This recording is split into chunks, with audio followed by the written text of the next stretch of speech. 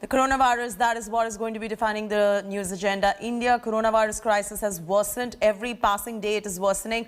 Maharashtra continues to drive that surge. The state has reported over 55,000 cases in the past 24 hours itself.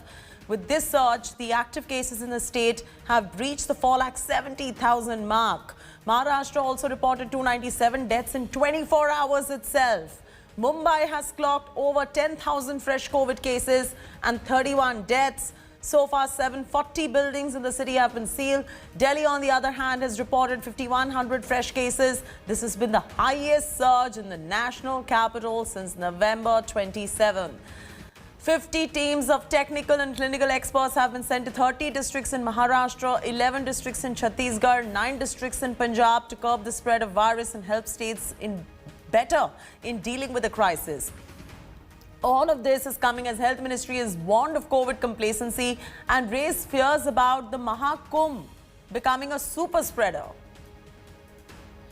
कुछ ही states में 11-12 states में ही हालत ज़्यादा विस्फोटक हुई स्थिति, चाहे महाराष्ट्र हो, आप दिल्ली की बात लगा लीजिए, क्या वजह क्या है, पंजाब है, तो उन्हीं स्टेट्स में क्यों? देखिए, अब ये तो बहुत ज़्यादा जब डिटेल्ड एनालिसिस किया जाए तो उसके अंदर ये पता लगेगा कि भाई यहाँ पर जो है कोविड अप्रोप्रिएट बिहेवियर के अंदर जो है मान लीजिए कोई ज़्यादा लापरवाही है या ज़्यादा सावधानियों को इग्नोर करने की बात है।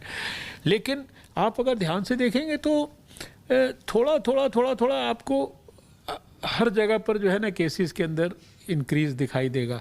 लेकिन ये जो 80% से ज़्यादा केसेस हैं ये क्योंकि और जो मोर्टालिटी भी है और केस की वजह से बीमारी होना जिसको मॉर्बिडिटी कहते हैं ये भी जो है ये 11 स्टेट्स में ही ज़्यादा है। उसमें भी जो जैसा मैंने कहा कि पंजाब में, छत्तीसगढ़ में या महाराष्ट्र में और भी ज़्यादा है जहाँ की हमने स्पेशल टीम्स भेजी हैं। The states of maximum concern to us still remain Maharashtra, Punjab and Chhattisgarh. Maharashtra because of its share in the total number of cases as well as total number of deaths nationally, and Punjab and Chhattisgarh we will come to them because of their share in the number of deaths. Given their population, the death numbers that are being reported by Punjab and Chhattisgarh are a cause for extreme concern. Let's now understand why COVID cases are surging in non-election states like Maharashtra. India Today has analyzed the data and spoken to the experts to know the reason behind the COVID conundrum in the country. Here's more.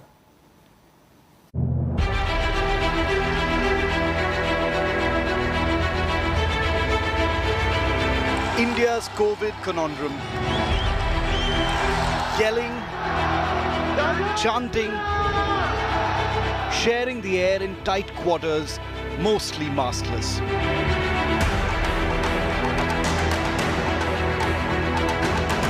A surreal image as the disease crosses a gutting milestone. Yet, it's Maharashtra that continues to report a sharp spike in the outbreak. As India continues to emerge as the epicenter of the COVID-19 disease globally, Maharashtra continues to remain as the epicenter of the disease nationally. There aren't any elections happening here. The state has imposed tight restrictions and enforcement in cities like Mumbai is visible. Yet Maharashtra intriguingly accounts for more than half of the caseload across the country.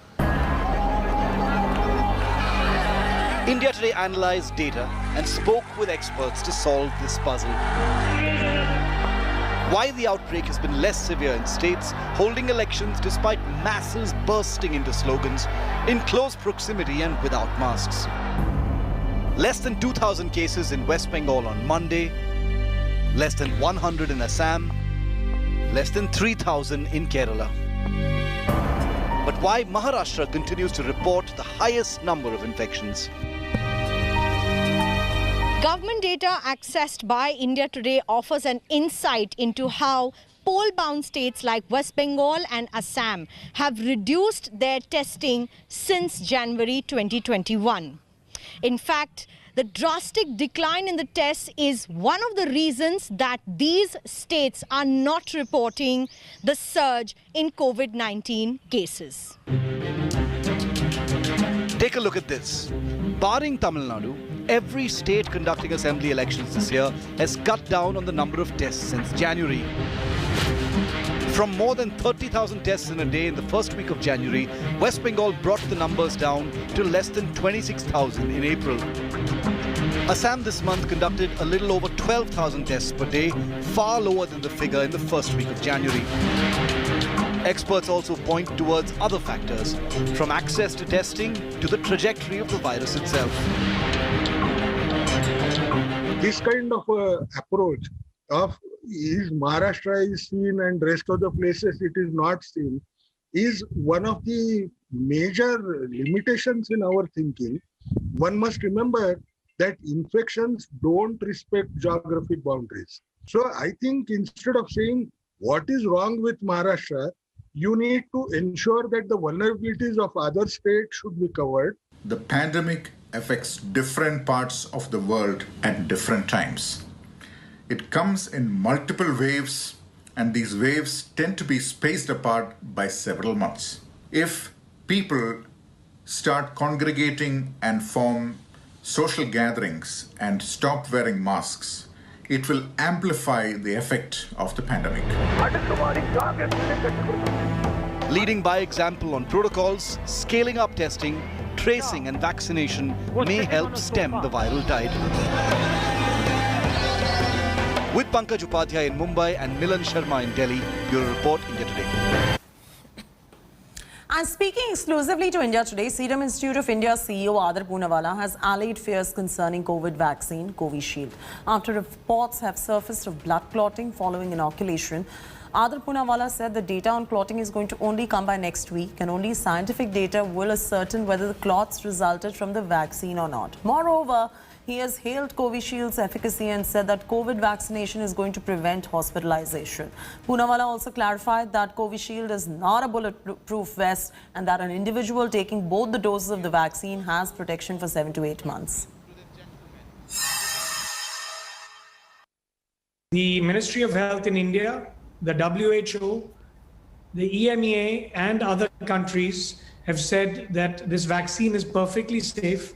Certainly here, the quantum of blood clots that have happened, we have to still establish and see if it's vaccine related based on the fact that, blood clots is a normal phenomena in a given population of age and comorbidities. So the vaccine is providing excellent safety and efficacy. So we're seeing that 90 plus, 94% plus efficacy with even one dose of Covishield in India.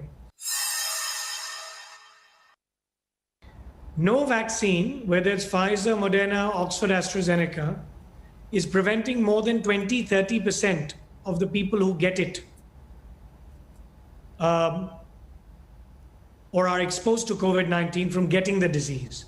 They experience mild to moderate disease. So there is no vaccine, sadly, on the planet today for COVID-19 that prevents the person getting the disease. So far, what I can say with confidence is I have not seen anyone getting the UK variant disease who has been vaccinated and still ending up in hospital.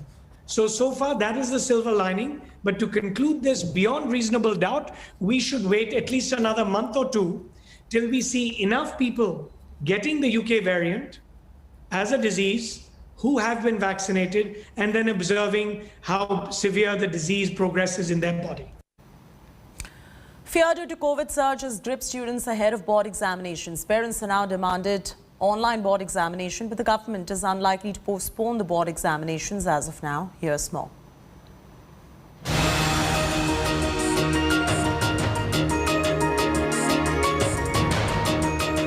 16-year-old Aryan is preparing for the biggest test of his life.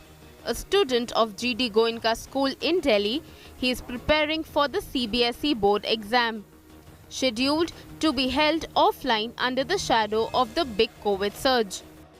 I'm surely conflicted about giving the exams offline after this new strain has come out, and it is like a matter of conflict, because obviously it is a very risky environment around people you don't know and you know, and as we know that social distancing is hard to maintain between the students. So in that environment, it is very risky to give the exams offline. So I think that CBSE should consider the online situation of the exam. For parents, it is a repeat of 2020. The second wave is a big concern. Totally anxious, totally stressed. I actually I cannot even explain that what I'm going through these days. Situation has become so difficult, seeing this COVID cases on rise, and what is going to happen if my child, although I'm sending him for the pre-boards to the school, they're having their offline exams. But my only concern is, what if something happens? What if something happens during the examination time? Definitely, it is high time the government has to take a decision somehow. And of course, I think they should really focus on the online system. That is going to be the most secured way. Otherwise, it is really going to be very stressful for not only the parents, but what we are more concerned about is basically our children, Education activists say 12th standard board exams are important for college admissions, but class 10 board exams can be postponed.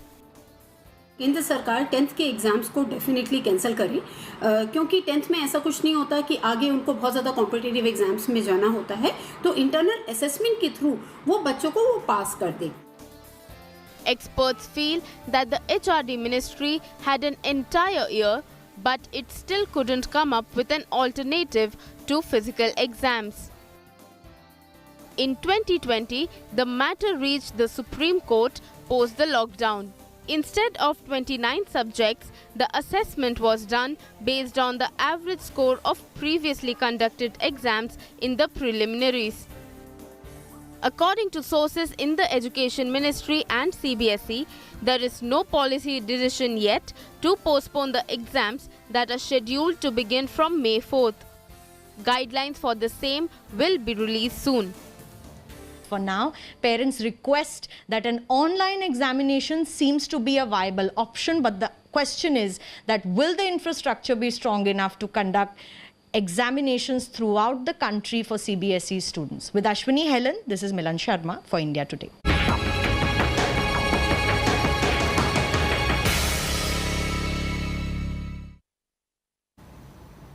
Time now for our special COVID segment, The Good, Bad and Ugly. Here's a report.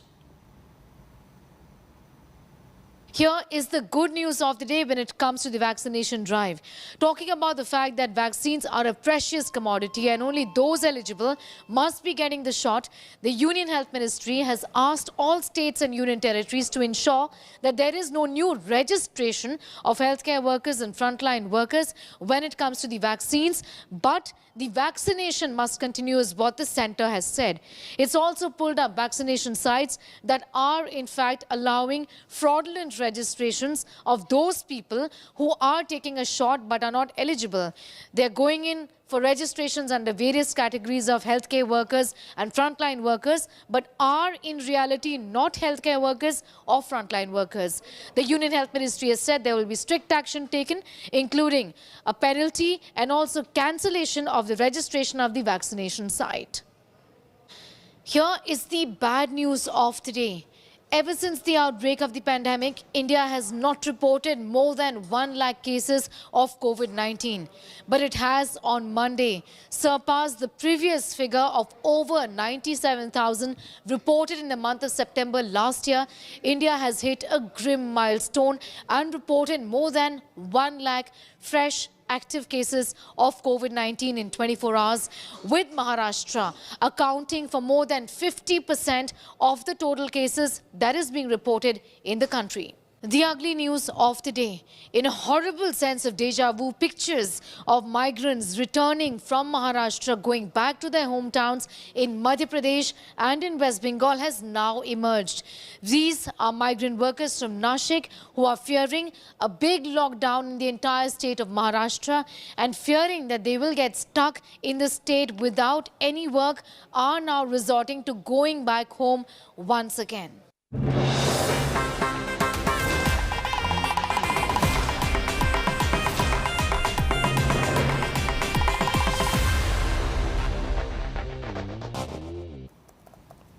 The Election Commission has issued a notice to DMK leader Udayanidhi Stalin seeking his explanation over his derogatory statement on former Union Minister Sushma Swaraj and Arun Jaitley. This is coming after BJP complained to the poll panel demanding barring of Udayanidhi from campaigning and cancellation of his candidature for his slanderous remarks on late BJP leaders.